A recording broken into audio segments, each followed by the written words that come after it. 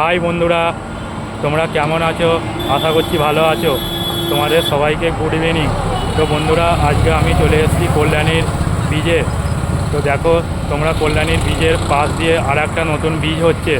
এটা 2026 সালে ওপেনিং হবে। বন্ধুরা, এই ফার্স্ট টাইম আমাদের ইন্ডিয়ায় এত সুন্দর একটা আলাদা মডেলের বীজ ওপেনিং হচ্ছে। দেখো তোমরা কিভাবে গঙ্গার নিচে থেকে পিলার তোলা হচ্ছে। 2026 সালে এই বীজটি ওপেনিং হবে।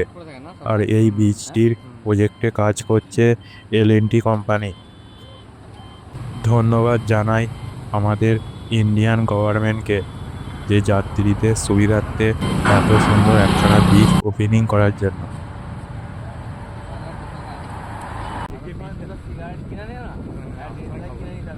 দেখো তোমরা চারিদিকটা কি সুন্দর দেখতে লাগছে।